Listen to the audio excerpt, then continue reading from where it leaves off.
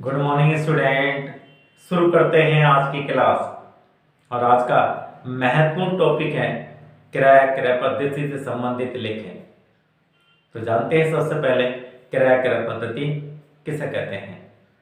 क्रय पद्धति higher purchase system संपत्ति को उधार खरीदने की एक ऐसी पद्धति है जिसमें संपत्ति को उधार क्रय किया जाता है और उसका भुगतान किस्तों में किया जाता है। और क्रेता जब तक अंतिम किस्त का भुगतान नहीं करता संपत्ति का स्वामी नहीं बनता।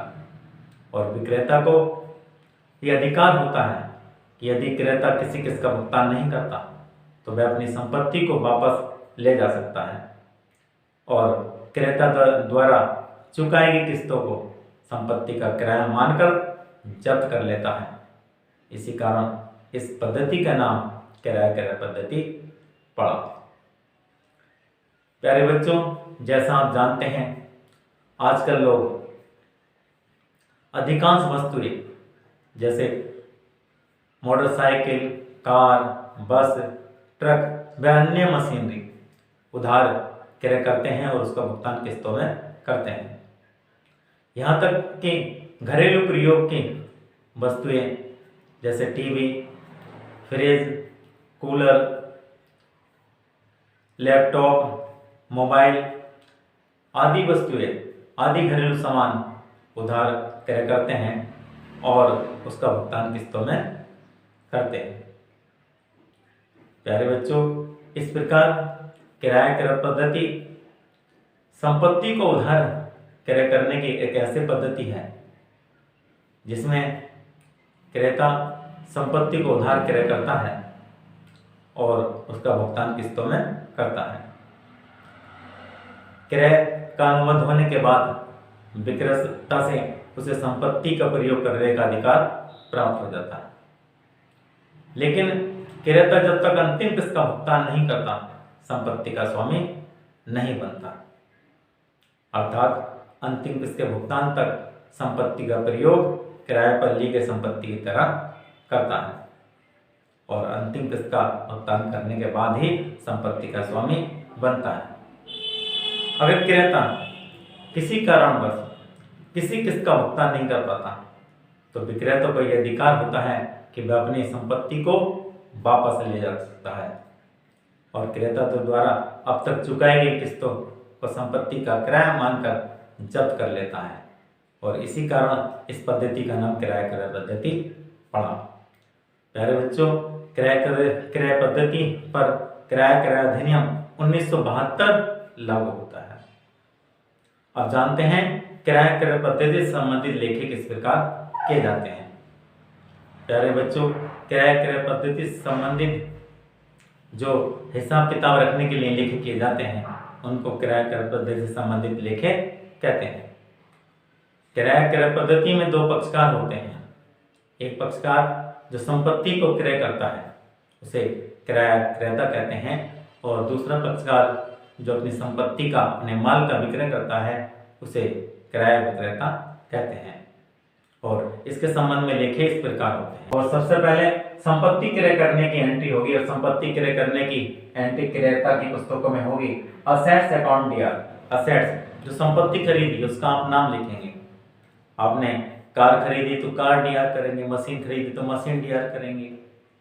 तो जो भी आपने खरीदा उसको आप डेबिट करेंगे टू हायर वेंडर्स अकाउंट। जो हायर वेंडर्स है उसका नाम लिखेंगे being assets purchased on hire purchase system. और इसी प्रकार विक्रेता की पुस्तकों में एंट्री होगी हायर परचेजर अकाउंट डीआर। जो क्रेता है उसका नाम डेबिट किया जाएगा to hire sales account being goods sold on hire purchase system. उसके बाद अगर क्रेता ने क्रय के अनुबंध के समय अगर अग्रिम भुगतान किया है तो उसकी एंट्री होगी hire vendors account DR to bank account being advance given. अगर अग्रिम नहीं दिया है, क्रय की तिथि पर अगर कोई राशि अग्रिम नहीं दी है तो ये एंट्री नहीं होगी। और अगर दी है तो उसकी एंट्री होगी hire vendors account DR to bank account. Cash account भी आप लिख सकते हैं बीइंग एडवांस गिवन। और विक्रेता के यहाँ एंट्री होगी bank account debit to hire purchaser account being advance received. इसके बाद किस्त देय की एंट्री होगी, ब्याज देय की एंट्री होगी क्योंकि किस्तों में ब्याज शामिल होता है। और ये आपकी जो किस्त मासिक हो सकती है, तिमाही हो सकती है, छमाही हो सकती है, वार्षिक हो सकती है। जिस प्रकार किस्त देय होगी उसी प्रकार ये ब्याज की और किस्त के भुगतान की एंट्री होगी। तो क्रेता की पुस्तकों में ब्याज देय की एंट्री होगी interest account DR to hire vendors account being interest due. और विक्रेता की पुस्तकों में ब्याज की एंट्री होगी hire purchasers account DR to interest account being interest receivable. उसके बाद किसके भुगतान की एंट्री होगी और किसके भुगतान की एंट्री क्रेता की पुस्तकों होगी। इस प्रकार अग्रिम भुगतान की एंट्री हुई उसी प्रकार ये किसके भुगतान की एंट्री होगी hire vendors account DR to bank account being instalment paid. और विक्रेता के यहाँ एंट्री होगी bank account DR to hire purchasers account being instalment received. इसके बाद प्रत्येक वर्ष के अंत में एंट्री होगी सबसे पहले हिरास काटने की। क्रेता की पुस्तकों में हिरास काटने की एंट्री होगी, विक्रेता की पुस्तकों में हिरास काटने की एंट्री नहीं होगी। जिसके पास संपत्ति होती है और उसके यहाँ हिरास काटा जाता है और हिरास प्रश्न में दिए गए निर्देश के अनुसार काटा जाएगा। और ये हिरास की पद्धति आपकी स्थायी प्रवाह पद्धति हो सकती है, क्रमागत प्रवाह पद्धति हो सकती है। तो क्रेता की पुस्तकों में हिरास की एंट्री होगी depreciation account DR to assets account being depreciation charge. विक्रेता की पुस्तकों में हिरास की एंट्री नहीं होगी। इसके बाद ब्याज और हिरास की राशि को लाभानी खाते में हस्तांतरित करने की एंट्री होगी। और क्रेता की पुस्तकों में एंट्री होगी profit and loss account DR to interest account to depreciation account being interest and depreciation transfer. और विक्रेता की पुस्तकों में एंट्री होगी interest account DR to profit and loss account being interest transfer.